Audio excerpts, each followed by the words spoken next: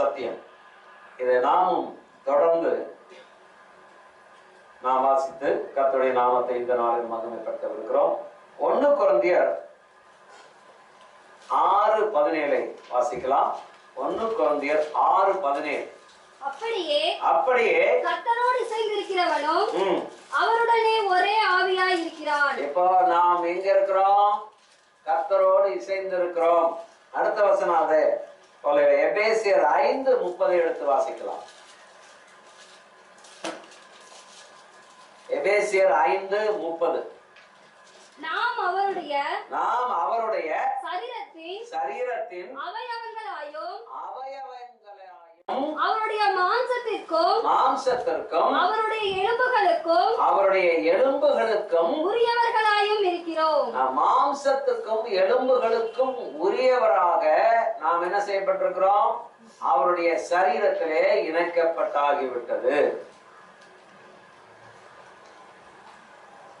அது தேவன் நமக்கு கொடுத்த பெரிய கிருபை.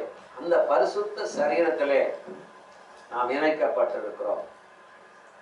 இணைக்கப்பட்டு இந்த சபைக்கு அவர் தலையாயிருக்கிறார். இந்த சபை அவருடைய சரீரமாக இருக்கிறது. நாம் எல்லாம் அந்த சரீரத்தில் அவயங்களாக இணைக்கப்பட்டிருக்கிறோம். அதுவும் எலும்புகளோடும் அவருடைய மாம்சத்தோடும் நாம் இணைக்கப்பட்டாகிவிட்டது. அப்போ நாம் வாழ்கிற வாழ்க்கை, நாம் சிந்திக்கிற சிந்தனை எல்லாம் அவருடைய ஆவியை உடையவர்களாய் நாம் இருக்கிறோம். அப்படின்னா நம்முடைய சிந்தனைகள் உலகத்துக்கு ஏற்றது போல இருக்கக்கூடாது. அதனாலதான் நாம் ரோமர் 8:30 நாம் வாசிக்கும் போது என்ன வாசித்தோம்? 8:5 ஆனபடியால் மாம்சத்துக்குரியவர்கள் சிந்திக்கிறார்கள், ஆவிக்குரியவர்கள் சிந்திக்கிறார்கள். அப்போ நாம் ஆவிக்குரியவர்கள். இனிமேல் நாம் மாம்சத்துக்குரியவர்கள் அல்ல. அந்த மாம்சத்துக்குரியவர்களாக இருந்த நம்மை நம்முடைய கர்த்தராகிய இயேசு கிறிஸ்துவனுடைய மகா பெரிதான கிருபையினால நாம் இன்றைக்கு ஆவிக்குரியவர்களாய் மாற்றப்பட்டிருக்கிறோம். முற்காலத்திலே உலக வழக்கத்தின்படி இருந்தோம். பிசாசானவன் நம்மை ஆண்டு கொண்டிருந்தான். இப்பிரபஞ்சத்தின் லோகாதிபதி நம்மை ஆண்டு கொண்டிருந்தான். மரண கட்டிலே இருந்தோம். பாதாளத்தை நோக்கி ஓடிக்கொண்டிருந்தோம். எரி நரகத்துக்கு சொந்தக்காரர்களாய் அப்பொழுது நாம் காணப்பட்டோம். இப்பொழுதோ பரலோக ராஜ்யத்திற்கு சொந்தக்காரர்களாக ஜீவ புஸ்தகத்திலே நம்முடைய பெயர்கள் எழுதப்பட்டிருக்கிறது. பரலோகத்தில் எழுதப்பட்டாகிவிட்டது. இப்போ நாம் இயேசுவின் சரீரத்தில் அவயங்களாய் இருக்கிறோம். இப்ப இயேசுவின் சரீரத்தில் அவயங்களாய் இருக்கிற நாம், அவர் எப்படி இருப்பாரோ நாமும் அப்படித்தான். அதாவது நாம் ஒரு கையாவே இருக்கிறோம்னு வச்சுக்கோ. இயேசுவின் சரீரத்துல ஒரு கையை போல இருக்கிறோம். அப்போ இயேசு நடந்து போகிறார். அப்ப நம்ம கையா இருக்கிறோம். அவர் போகும்போது என்ன பண்ணிட்டு போவார்? எல்லாரையும் ஆசீர்வதிப்பார், தொட்டு சுகம் கொடுப்பார், எல்லாருக்கும் நன்மை செய்து கொண்டே போவார்.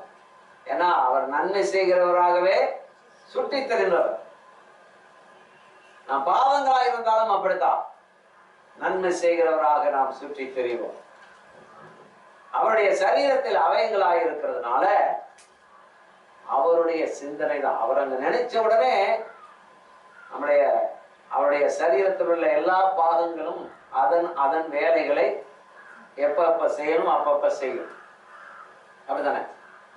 நம்மளுடைய சரீரத்துல நாம் கடந்த நாட்கள்ல தெளிவாய் வாசித்தோம். நம்முடைய சரீரத்துல இருக்கிற அவயங்கள், இந்த நகத்தையே வைத்துக் கொள்ளுங்க, எவ்வளவு வேலை செய்யுது. இந்த நகம் ஃபுல் வேலை செய்யும். சும்மா இருக்க விடுமா? காதை நோண்ட சொல்லும், மூக்க நோண்ட சொல்லும், எங்க புண்ணு இருந்தா அங்க நோண்ட சொல்லும். வேலை அது நம்ம சொல்லியா கொடுக்குறோம். அதுக்கு விரலே இப்பொழுது எனக்கு அந்த புண்ணை கொஞ்ச நேரம் நோண்டு, அல்லது கண்ணை நோண்டு, காதை நோண்டுன்னு ஏதாவது நம்ம சொல்லி கொடுக்குறோமா? இல்ல பல்லுக்கு போ, பல்லுக்கு உன்னை கடிக்கணுங்கிறது சொல்லுது, ஏதாவது சொல்லி கொடுக்குறோமா? இல்ல. சமைக்கிற நீங்க மனசுல நினைக்கிறீங்க உப்பு போடணும்னு, கை தானே போகுது இல்ல, அந்த வேலைக்கு போகுது. நீங்க நினைக்கிறீங்க உங்க உடம்பு போகுது உப்பு எடுக்கிறதுக்கு, உடம்போட போறீங்க, கை வேலை செய்யும்.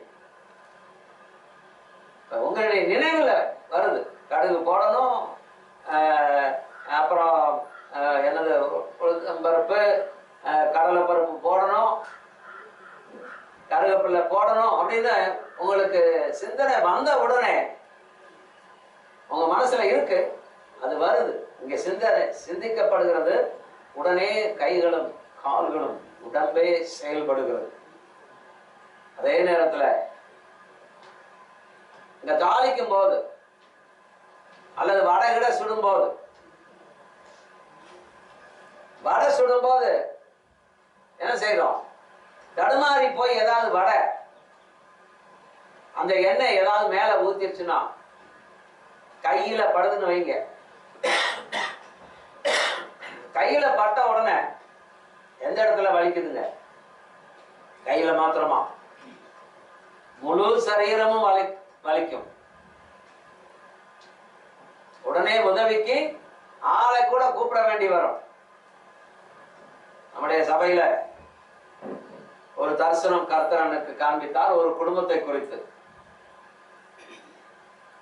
அவங்க ரொம்ப ஒரு ஆபத்தான நிலையில அவங்க காணப்படுவாங்க, ஒரு பெரிய பாதிப்பு அந்த சகோதரிக்கு வரும் அப்படின்னு சொல்லி சில காரியங்களை எனக்கு கர்த்தர் காண்பித்தார்.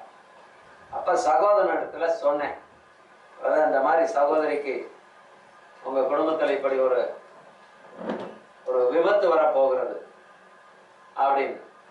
ஒரு வாரத்துக்கு பிற்பாடு வந்து கேட்டார், என்ன பாஸ்டர் இப்படி ஒரு விபத்து வருதுன்னு சொன்னீங்களே, ஒன்னையுமே காணுங்க. அப்படியா, சீக்கிரம் வரும், நீங்க போங்க அப்படின்னு.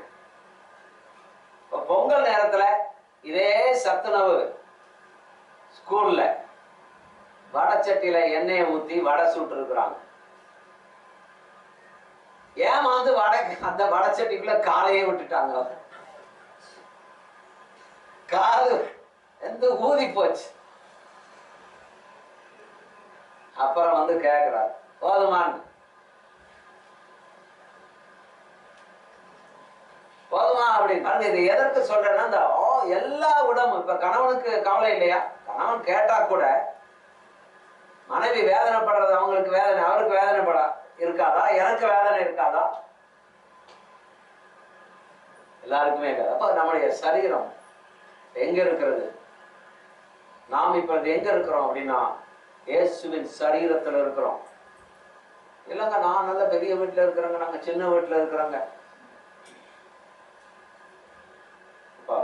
பாப்பா சாட்சி சொன்னுச்சு, அவங்க வீடு வதன்னு உள்ளே நிக்க முடியாது, மழை பெஞ்சதுன்னா. ரொம்ப ஆச்சரியப்படுவேன், கவலையும் படுவேன், இப்படி இருக்காங்களே அப்படின்னு சொல்லி. ஆனா இன்னைக்கு நல்ல வீட்டுல இருக்கிறாங்க. அதனால அவங்களுக்கு ஒரு சின்ன பிரச்சனை வந்தா வேதனை இல்லையா? அன்னைக்கு மாத்திரம்தான் வேதனையா? இன்னைக்கும் உண்டு. நாம் எல்லாரும் அவருடைய சரீரத்தில் அவயங்களாக இருக்கிறோம். ஒரு சரீரம் வேதனைப்பட்டால் எல்லா சரீரத்துக்கும் வேதனை. எல்லா அவயங்களும், ஒரு அவயம் வேதனைப்பட்டால் எல்லா அவயங்களும் வேதனைப்படுமா? வலி எல்லா அப்படிதான் இருக்கணும். கிறிஸ்தவம் என்பது ஒரு குடும்பத்துல 5 பேர் இருக்கிறோம், 6 பேர் இருக்கிறோம் அப்படின்னு சொன்னா, அல்லது 2 பேர் 3 பேர் இருந்தாலும் அந்த குடும்பத்துல ஒருவருக்கு இந்த இரத்த பிறப்புகள், அந்த குடும்பத்துல ஒருவருக்கு ஒரு பிரச்சனைன்னா மற்றவங்களுக்கு எப்படி இருக்கும்? மற்றவங்க இன்னைக்கு நானு, என் பிள்ளை, என் மகன், என் புருஷன், பொண்டாட்டிங்கிறதெல்லாம் போகக்கூடாது, அத்தோட நிறுத்திக்க கொள்ள. இது எப்ப இதுக்குள்ள வருகிறோமோ, இந்த இயேசுவின் சரீரத்துக்குள்ள வந்துட்டோமோ, அந்த அதெல்லாம் கொஞ்சம் என்ன செய்யணும்? ஒளிந்து போகணும்.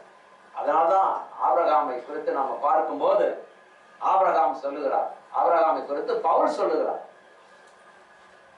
அவர் வாக்குத்தத்தம் பண்ணினவர் நிறைவேற்ற வல்லவராய் இருக்கிறார் என்று முழு நிச்சயமாய் நம்பினார்.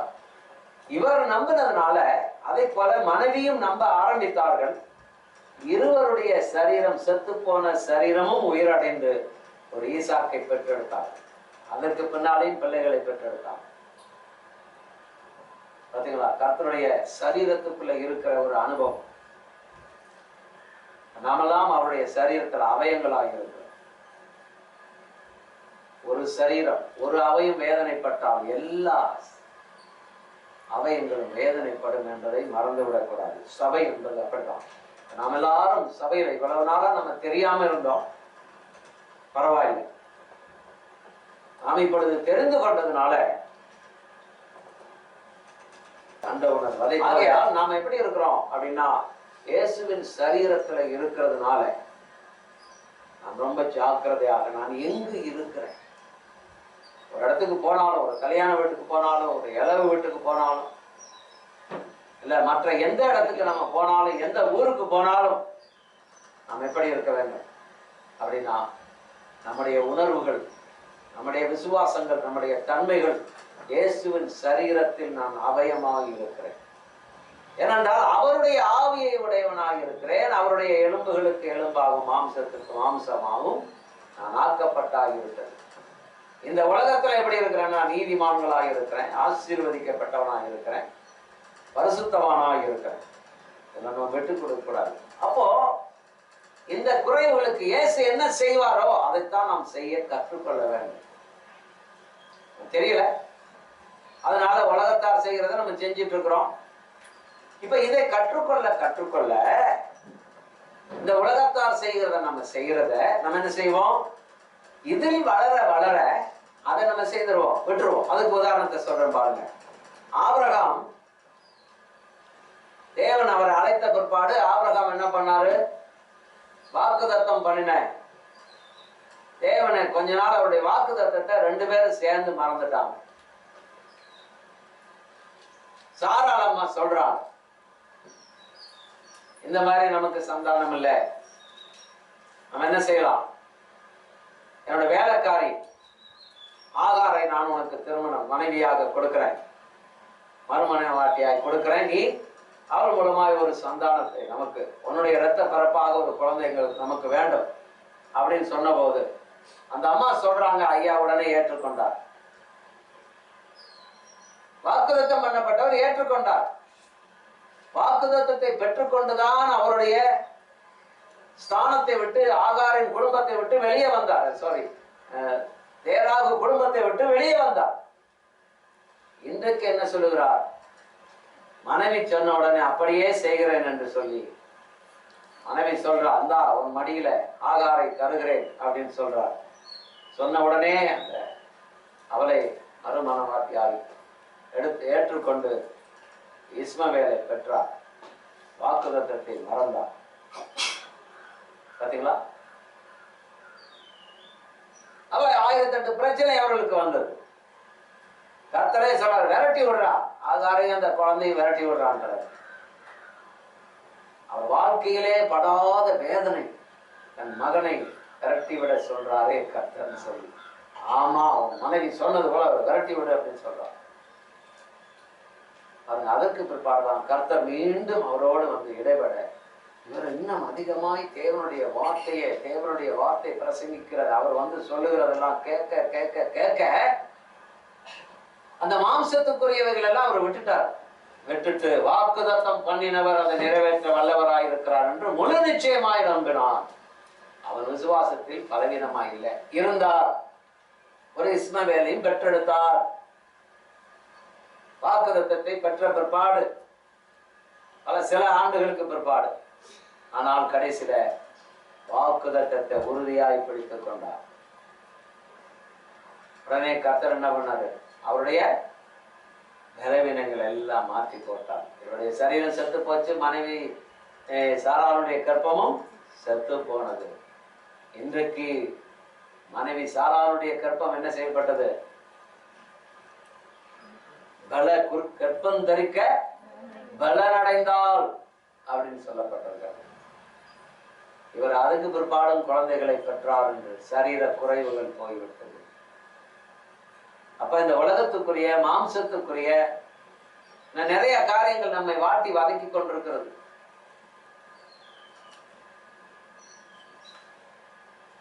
சினிமா, சீரியல், அதெல்லாம் நம்மளை வாட்டி கொண்டிருக்கிறது. இன்னும் இந்தியா, இன்னும் இங்க இருக்கிற மற்ற பேச்சு வார்த்தைகள், மற்ற பழக்க வழக்கங்கள், கோடு சொல்றது, கொசு சொல்றது, சண்டை மூட்டி விடுறது, நிறைய காரியங்கள் நம்முடைய கிறிஸ்தவ குடும்பங்களில் இருக்கிறது. பொய் சொல்றது, ஏமாத்துறது நிறைய இருக்கு. இதெல்லாம் எப்ப போகும் அப்படின்னு சொன்னா, நீ இதெல்லாம் நான் விட்டுறாங்க, எப்போ பிரச்சனை வரும்போது விட்டுறேன்னு சொல்லுவாங்க. அப்புறம் பிரச்சனை போனா பிரச்சனையை மறந்த பிற்பாடு, பிரச்சனை எல்லாம் சால்வ் ஆன பிற்பாடு அப்புறம் திருப்பி அதுக்கே போவாங்க.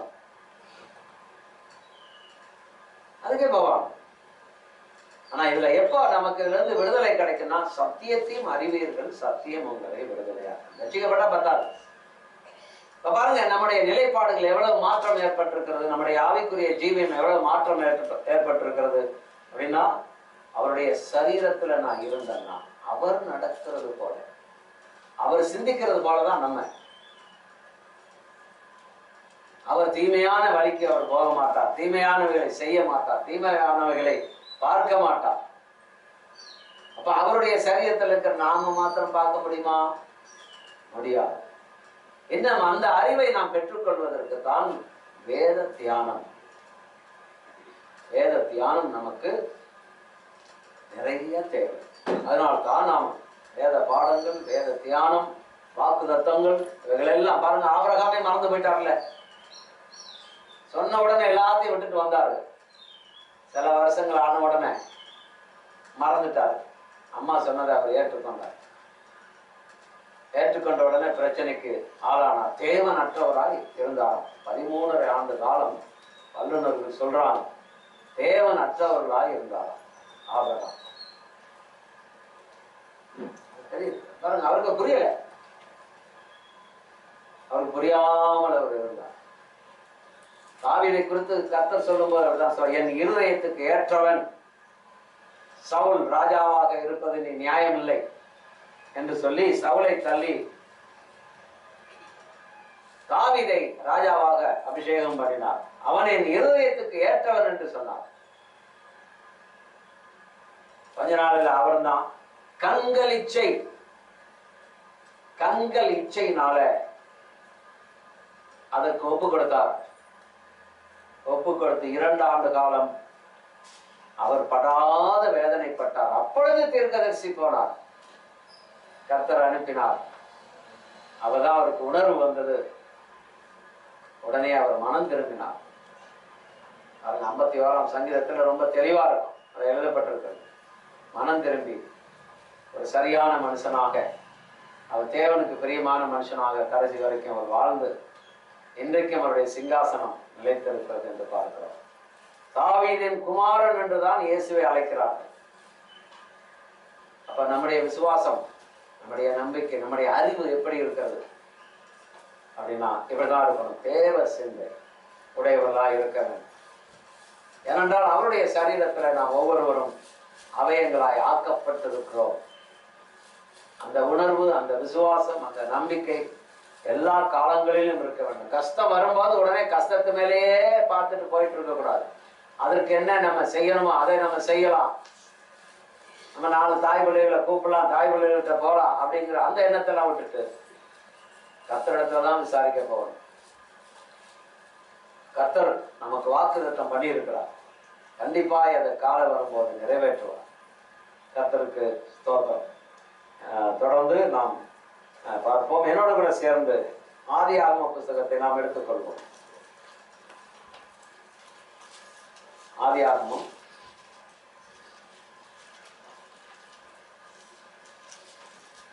எங்க ஆதியாகமத்துல நாம் பார்க்கிறோம், ஆதி மனிதனை தேவன் தம்முடைய சாயலாகவும் தம்முடைய ரூபத்தின்படியும் மண்ணினால உருவாக்கினார்.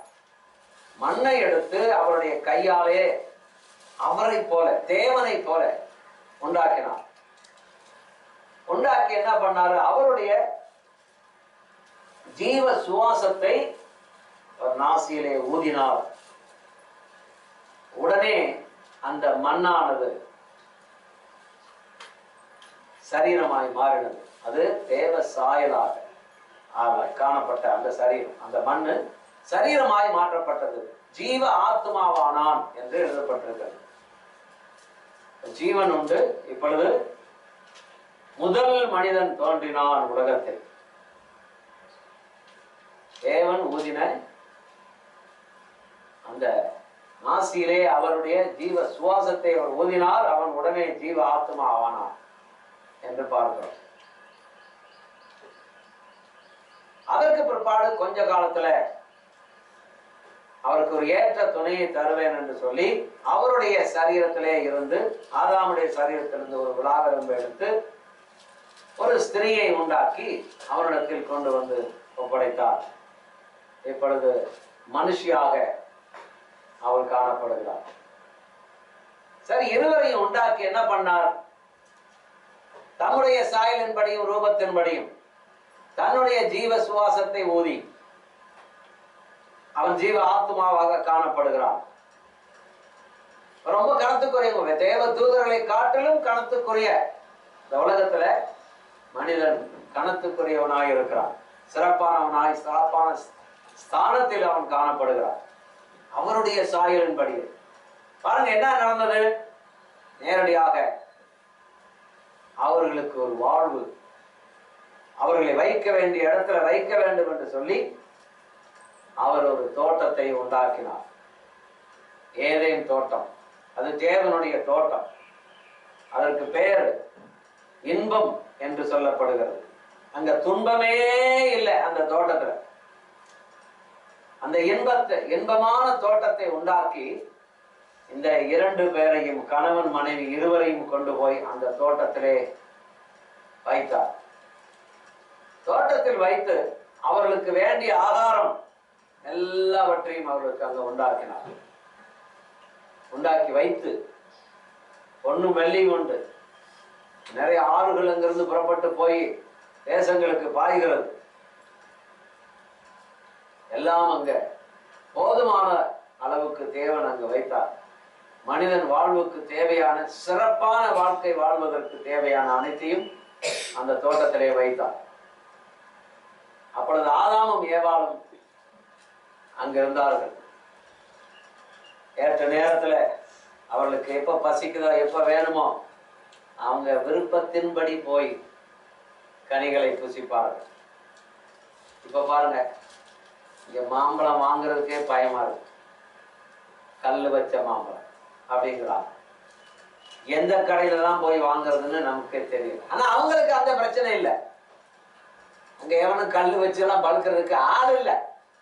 ஏன்னா அங்க இன்பம் தான், தேவனுடைய தோட்டம். அது வேற யாரும் போய் எங்க ஒண்ணும் செய்ய முடியாது.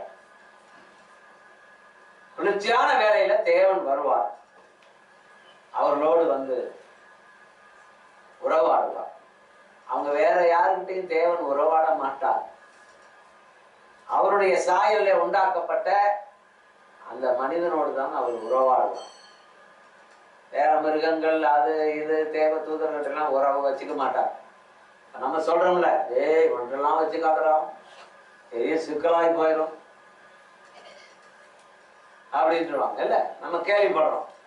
அதுபோல அவர் யாருக்கையும் வச்சுக்கிறது இல்லை. வச்சுக்கிட்டா அவருக்கு பிரச்சனை ஊட்டி விட்டுருவாங்க. ஏன்னா தேவ தூதர்கள் முதல்ல பிரச்சனை பண்ணவனுங்க. நல்ல ஸ்தானத்துல வச்சிருந்தார் லூசிபர் எல்லாம், பிரச்சனை பண்ணிட்டான்.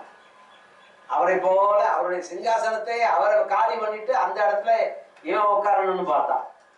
அதனால மனிதனைத்தான் அவர் நம்பினார். மனிதன் தான் அவர் வேணும். ஏன்னா அவருடைய சாயலின்படி இருக்க மனிதனை அவர் உண்டாக்கினார். அவர் கையாலே உண்டாக்கினார். அப்ப அந்த ரெண்டு பேரையும் அந்த தோட்டத்துல வைத்தார். அவர் வருவார், உலாவுவார், அவர்களோடு பேசுவார், பழகுவார், உரையாடுவார். அப்புறம் சரிப்பா இனிமே போங்க, உங்களுக்கு என்ன சாப்பாடு என்ன வேணும் உங்களுக்கு எல்லாமே நாங்க உங்களுக்கு செய்து வைத்திருக்கிறேன், ஒரு குறைவும் இல்லை. நீங்கள் என்னுடைய தோட்டத்துல என்னோடு இருக்கிறீர்கள், அவ்வளவுதான். நான் உங்களுக்கு எந்த குறைவும் இந்த உலகத்துல நான் வைக்கவில்லை. மனு குலத்திற்கு அத்தனையும் நான் இங்க தேவையான அனைத்தையும் வைத்திருக்கிறேன், அனுபவியுங்கள் என்று சொல்லிட்டு அவர் போயிடுவார். ஒரு சில நாட்கள் கடந்த போது அந்த தூதன் வந்து எப்படி வர்றான்னா, டைரக்டா தூதனாக வராமல் ஒரு சர்ப்பத்தை தெரிந்து கொள்கிறான். சர்ப்பம் தன்னை பயன்படுத்திக் கொள்ளும்படியாக சாத்தானுக்கு இடம் கொடுத்துச்சான். அதனால சர்ப்பத்துக்கு மூலமாக வந்து ஏவாளோடு அந்த தோட்டத்திலே பேச ஆரம்பித்தார். தேவன் இப்படியெல்லாம் சொன்னாரா? அப்படியெல்லாம் இல்லை. தேவன் சொன்னபடி நீ சாகவே சாக மாட்டாய், அவரை போல இருப்பாய் அப்படின்னு அந்த அம்மா கிட்ட ரொம்ப ஊக்குவித்து அவன் பேச ஆரம்பித்தான். இந்த அம்மாவும் நல்லா கேட்கிறாங்க. யாராவது நம்மகிட்ட ஒரு பக்கத்து வீட்டுல ஒரு ஏதாவது பிரச்சனைன்னு சொன்னா, ஏதாவது குடும்ப பிரச்சனை, கடன் பிரச்சனை, ஏதாவது ஒரு முக்கியமான பிரச்சனைன்னு சொன்னா, நம்ம என்ன இன்னும் சொல்லுங்க ரொம்ப காதை கொடுத்து கேட்க பாருங்க. நல்ல காரியத்தை கேட்க மாட்டோம், இதெல்லாம் ரொம்ப ருசிகரமா கேட்போம். வேலை இருந்தாலும் நீ முதல்ல சொல்லு, அப்புறம் வேலையை அப்புறம் பார்த்துக்கலாம், ஏன்னா இது முக்கியமான சமாச்சாரம் அப்படின்றோம். அந்த அம்மா நல்லா கேட்டுச்சு. கேட்கிட்ட உடனே கண்கள் இச்சை, மாமிச இச்சை, ஜீவனத்து பெருமை எல்லாம் அந்த அம்மாவுக்கு அப்பவே வந்துருச்சு. பெருமை, அவரை போல இருக்கலாம், அவரை போலதான் உண்டாக்கி இருக்கிறாரு அப்படின்னா என்ன? அவர் வேண்டாம், நான் தனியா இருந்துக்கிறேன், அவரை போலவே இந்த உலகத்துல. உடனே இந்த அம்மா தன் மனதை அப்படியே மாற்றும்படியாக தம்மை அவருடைய வார்த்தைக்கு ஒப்பு கொடுக்க அப்படியே தன் இருதயம் மாறி போச்சு. கண்கள் இச்சை. இப்பதான் அந்த அம்மா அந்த விளக்கப்பட்ட அந்த கனி பார்க்கிறான். ஏவாள் பார்த்த உடனே இப்பதான் அது ரொம்ப கவர்ச்சிகரமா இருக்கு. இத்தனை வருஷமா இவ்வளவு நாளா பார்த்ததெல்லாம் அப்ப அவங்க ஏதாவது கர்த்தர் சொல்லிட்டாரு, பார்க்கவும் கூடாது, அது தொடவும் கூடாது, நீ சாப்பிடவும் கூடாது, சாப்பிட்டேன்னா நீ புசிக்கிற நாள்ல சாகவே சாவாயிட்டார். அதனால அந்த அம்மா தேவனுடைய கட்டளை, முதல் கட்டளை மனிதனுக்கு, அது பயந்துட்டு பேசாம இருந்துச்சு. இப்போ இந்த சாத்தான் சொல்ல சொல்ல சொல்ல இத இந்த அம்மா ரொம்ப இன்ட்ரெஸ்டா கேட்க, புரியுதா? ரொம்ப பேர் இன்ட்ரெஸ்டா கேட்கிறவங்க. சீரியல் அது இது கண்டதெல்லாம் நம்ம பாக்குறோம் பாருங்க. அது நம்முடைய வாழ்க்கைக்கு எவ்வளவு கேடுங்கிறத இதுல நீங்க புரிஞ்சுக்கணும். அவ்வளவுதான். நீங்க பார்க்காதீங்க அதை பார்க்காதீங்க இதை பார்க்காதீங்க, கேவல கட் பண்ணுங்க. எங்க வீட்டுல கேவல்லாம் லைன் இல்லை, அதுக்காக இல்லை, அது வேண்டாம், வேற நான் கார் சேனல்ல பார்த்துருக்குறேன், பார்த்துட்டு அதுலயே என்னுடைய டைமை நான் பாஸ் பண்றேன் பாருங்க. அப்படி சொல்றதை காட்டிலும் நம்ம என்ன பண்றோம், இதை புரிந்து கொள்ளும் போது ஏவாள் எப்படி வஞ்சிக்கப்பட்டால் சொல்ல சொல்ல சொல்ல அந்த அம்மா நல்ல ருசிகரமாக கேட்க கேட்க கேட்க கேட்க அந்த அம்மாவுடைய வாழ்க்கை என்ன செஞ்சிச்சு, அப்படியே மாறி போச்சு. மாறின உடனே புருஷன் அங்க கல்லு மாதிரி நிக்கிறார். யாரு? ஆதாம். ஆதாம் கல்லு மாதிரி அங்க நிக்கிறார், தூண் மாதிரி. ஒரு வார்த்தை புருஷா இப்படி சொல்றான், இந்த சர்ப்பத்தின் மூலமா இப்படி பேச்சு வருதே, என்ன பண்ணலாம்? ஆனா பாக்குறதுக்கு அந்த பழம் ரொம்ப ஒரு நாள் என்ன, இன்னைக்கு தான் ரொம்ப கவர்ச்சியா இருக்கு, அதை சாப்பிட்டா தான் என்னால முடியும் போல இருக்குது. என்ன செய்யலாம் சொல்லு? அல்ல தேவன்கிட்ட கேட்டுட்டு அப்புறம் பார்த்துக்கலாமா அப்படின்னு அந்த அம்மா கேட்கல. சரி, ஐயா தான் அங்க நிக்கிறாரு, ஆதாம் ஐயா. ஏன்னா அநேக குடும்பங்கள்ல இந்த பிரச்சனை தான் பெரிய பிரச்சனை. அம்மா இருப்பாங்க, அங்க நிக்கிறார் ஐயா, அவர் என்ன பண்றாரு? பேசாம இருக்கிறார், ஒன்னும் தெரியாத மாதிரி அப்படியே பேசாம இருக்கிறார். நேரம் அந்த அம்மா போச்சு, அந்த கனியை பறித்தது. ஏன்னா அந்த அம்மால இனிமே முடியல, இனிமே முடியாது. ஏன்னா தேவனுடைய கட்டளை எல்லாம் போச்சு, தேவனுடைய வார்த்தைகள் எல்லாம் போச்சு, உயிரோட வாழணுங்கிற எண்ணம் எல்லாம் போச்சு. உடனே அந்த அம்மா நேரா போனாங்க.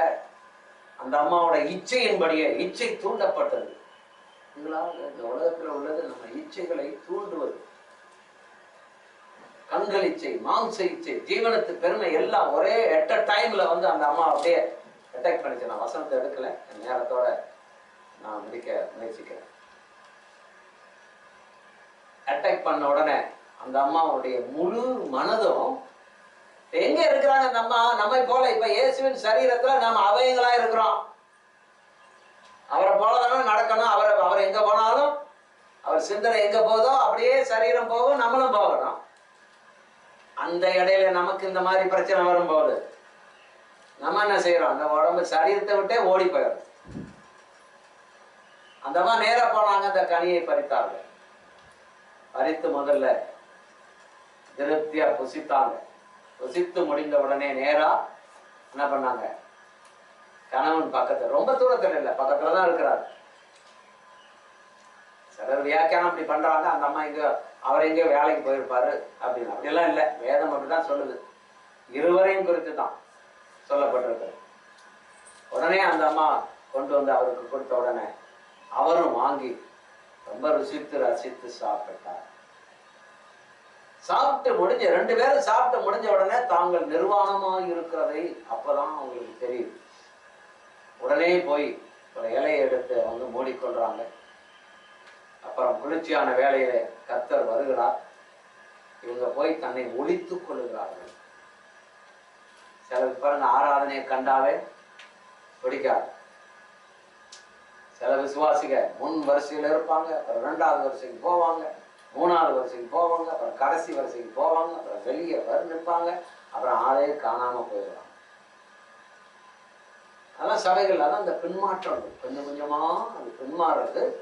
கடைசியில வெளியே இருப்பாங்க. அப்படியே அப்புறம் கொஞ்ச காலத்துல வரமாட்டாங்க. எங்க ஆளுன்னு கேட்டா எதையாவது ஒரு சாக்கு போக்கு சொல்லி போயிடுவாங்க, பின்மாறியே போயிடுவாங்க. அதான் தேவ சமூகத்தை விட்டு அவங்க ஓடுறாங்க. யோனா போனது போல. யோனா பாருங்க, தேவன் அவருக்கு கட்டளை கொடுத்தார். ஒரு ஊழியக்காரனாய், ஒரு தீர்க்கதரிசியாய் அவரை வைத்திருந்தார். தேவன் அவர் நியமித்து வைத்திருந்தார். அந்த நாட்கள்ல நினிவே பட்டணத்து மக்கள் 6 லட்சத்துக்கு மேலான மக்கள் என்று சொல்லுகிறார்கள். அவர்கள் பாவம் மிகுதியால் அவர்கள் அங்கு காணப்படுகிறார்கள். பாவம் செய்து தேவனுக்கு விரோதமான பாவத்துல அவர்கள் ஈடுபட்டு இருக்கிறதுனால தேவனுக்கு ரொம்ப மனப்பாரம். அவர்களோடு கூட போய் சுவிசேஷம் சொல்ல வேண்டும் என்று சொல்லி அப்பொழுது யோனாவை தெரிந்து கொண்டு அவர்களுக்கு விரோதமாய் தீர்க்கதரிசனம் உரைக்க வேண்டும் என்று சொல்லி அனுப்புகிறார். அவர் உடனே தேவ பிரசன்னத்தை விட்டே ஓடி விடுகிறார். ஏனென்றால் அந்த மனுஷனுங்களை பார்த்தா ராட்சச மனிதர்கள், என்னை கொண்டு போட்டு விடுவார்கள் என்று சொல்லி அவர் புறப்பட்டு பெர்சிஸுக்கு கப்பலேறி ஓடி போயிட்டார். அவர் சொல்லும் போது தேவ பிரசன்னத்தை விட்டு நான் போகிறேன் அப்படின்னு சொல்றார். அவர் போய் அவருக்கும் பிரயோசனம் இல்லை, அங்க கப்பல்ல பிரயாணப்படுறவங்களுக்கு பிரயோசனம் இல்லை, ஒருத்தருக்குமே பிரயோசனம் இல்லை. தேவ பிரசன்னத்தை விட்டு போறவன் ஒருத்தருக்குமே பிரயோசனமா இருக்க மாட்டான். அதை போல ஆதாமும் ஏவாளும் என்ன பண்ணாங்க? தேவனுடைய கட்டளையை மீறின உடனே இப்போ தன்னை ஒழித்து கொண்டார்கள். செடிகளுக்குள்ள போய் கர்த்தரை வந்து ஆதாமே ஆதாமே எங்க அப்படின்னு கேட்கிறார், கூப்பிடுறார். உடனே நாங்கள் இங்க இருக்கிறோம், என்ன செய்தா ஏது செய்தான்னு தேவனை விசாரிக்கிறார். விசாரித்த உடனே அவர் சொல்லுகிறார்கள், சர்ப்பம் என்னை வஞ்சித்தது என்று அவள் சொல்லுகிறார். ஏவாள் சொல்லுகிறார். ஆதாம் சொல்லுகிறார், நீர் எனக்கு கொடுத்த ஸ்திரீயானவள் எனக்கு இதை கொடுத்து புசிக்கும்படி செய்தார் என்று சொல்லுகிறார். 2 பேருக்கும் தண்டனைகள் சொல்லப்படுகிறது. அந்த தோட்டத்தை விட்டே அவர்கள் இருவரும் விரட்டப்படுகிறார்கள். அங்க இருக்க முடியாது. மன்னிப்பு கேட்கல, மனம் திரும்பல. அதற்கு பிற்பாடுதான், வெளியே வந்த பிற்பாடுதான், குழந்தைகளை பெற்ற போதுதான் அப்படி சொல்றாங்க, கர்த்தரனுக்கு கொடுத்தார், கர்த்தரனுக்கு கொடுத்தார், கர்த்தரனுக்கு கொடுத்தார் அப்படின்னு அவங்க சொல்ல வர்றாங்களே தவிர மனம் திரும்பி தேவனோடு கூட ஒப்புரவாகவில்லை. செஞ்சது தவறுதான், இனிமே இப்படிப்பட்ட தவறு செய்ய மாட்டோம் அப்படின்னு அவர் காலை பிடிக்கல. இந்த மன்னித்து விடுங்கள் என்று சொல்லி கர்த்தருடைய காலை 2 பேரும் ஆளுக்கு ஒரு காலை பிடிச்சிருந்தாங்கன்னா அவர் மனதுருகிற தேவன். அவர் மன்னித்து அந்த சரித்திரமே வேற மாதிரியா இருக்கும். பாருங்க, அவங்க மனம் திரும்பவில்லை. உடனே தேவ பிரசன்னத்தை விட்டு, தேவ சாயலாய் சிருஷ்டிக்கப்பட்ட மனிதன், அவரை போல அவருடைய ரூபத்தின்படி அவருடைய சாயலின்படியும் சிருஷ்டிக்கப்பட்ட மனிதன் இப்பொழுது அவருடைய ஆத்மாவிலே மரித்து விட்டார்கள். சரீர பிரகாரமாக வாழ்ந்தார்கள். அதனால்தான் புதிய ஏற்பாட்டில் சொல்லப்பட்டிருக்கிறது. இயேசு கிறிஸ்து யோவானுக்கு எழுதின சுவிசேஷத்துல அவர் அப்போஸ்தலர்களை அழைத்து ஊதுகிறார். ஊதின உடனே அவர்கள் இந்த பரிசுத்த ஆவியை பெற்றுக்கொண்டார்கள் என்று ஒரு வியாக்கியானம் சொல்லுகிறது. புதிய ஏற்பாட்டில் அது சொல்லப்படுகிறது. அவர் ஊதினார், அவர் அங்க நாசியில ஊதினது போல இவர் ஊதினார். வசனங்களை கொண்டு ஆனால் காலம் நமக்கு கற்றவில்லை. கர்த்தருக்கு ஸ்தோத்திரம். ஆகையால் நாம் இப்பொழுது அவருடைய சரீரத்தில் இருக்கிறோம். அவர் மனிதனுக்கு போதுமான எல்லாவற்றையும் செய்து அந்த தோட்டத்திலே வைத்திருந்தார். ஆதாமும் ஏவாளும் தன்னுடைய மன விருப்பத்தின்படி சுதந்திரமாய் வாழ்வதற்கு. நம்ம எங்கிருந்தாலும் சுதந்திரமா வாழ முடியாது. ஒண்ணு காட்டுக்குள்ள போயினாலும் கூட பரவாயில்ல, அங்க இருந்தாலும் அங்க இந்த மிருகம் வந்து நம்மளை அடிச்சிருமோன்னு பயம்தான் வரும். எதை கண்டாலும் பயமா இருக்கும். ஆகையால் நாம் கர்த்தருடைய சுதந்திரவாளிகளாய் தேவன் நம்மை மாற்றி இருக்கிறார். இந்த உலகத்தாராய் இருந்தோம், பாவிகளும் நீசர்களுமாய் இருந்தோம், தொப்புள் அடுக்கப்படாதவர்களாய் இருந்தோம், இரத்த கரையிலே கிடந்தோம், பாதாளத்தை நோக்கி ஓடிக்கொண்டிருந்தோம். கர்த்தருடைய பெரிய கிருபை தன்னுடைய ஒரே பேரான குமாரனை இந்த உலகத்தில் தந்தருளி இவ்வளவாய் நம்மேல் அன்பு கூர்ந்தார் என்று பார்க்கிறோம். அப்ப அவருடைய அன்பு தான் இன்றைக்கு நாம் அவருடைய சரீரத்துல அவயங்களாய் நாம் மாற்றப்பட்டிருக்கிறோம். அந்த பரிசுத்த சரீரத்துல நாமும் பரிசுத்தவான்களாய் மாறி இருக்கிறோம். அப்ப இயேசுவின் சரீரத்திலேயே நம்மை அவயமாய் ஆக்கினால் இந்த உலகத்துல நாம் எப்படி வாழணும்? இயேசுவை போல வாழணும். அதனால்தான் நம்ம அடிக்கடி நான் சொல்லுகிற வார்த்தை, மார்க்கு 11ஆம் அதிகாரத்துல சொல்லுகிறார், அத்திமரம் பட்டு போயிட்டு, வேரோடு பட்டு போயிட்டு என்று சொன்ன போது, நீ விசுவாசித்தாயானால் நீயும் அப்படியே செய்வாய். அது மாத்திரமல்ல, என்னை காட்டிலும் பெரிய காரியங்களை செய்வாய். இந்த மலையை பார்த்துட்டு சேர்ந்து சமுத்திரத்திலே போய் விழு என்று சொன்னாலும் அது விழும் என்று சொன்னார். பார்த்தீங்களா? நம்முடைய கர்த்தர் அவர் நமக்கு எப்படிப்பட்ட அதிகாரத்தை கொடுத்திருக்கிறார். ஏனென்றால் நாம் அவருடைய சரீரத்தில் அவயங்களாக இருக்கிறோம். அவருடைய எலும்புகளுக்கு எலும்புகளாகவும், அவருடைய மாம்சத்திற்கு மாம்சமாகவும், அவருடைய ஆவியை உடையவர்களாகவும் நாம் இருக்கிறோம். கர்த்தருடைய நாமத்திற்கு ஸ்தோத்திரம். இந்த சிந்தையோடு கூட நம்முடைய வாழ்க்கையை நாம்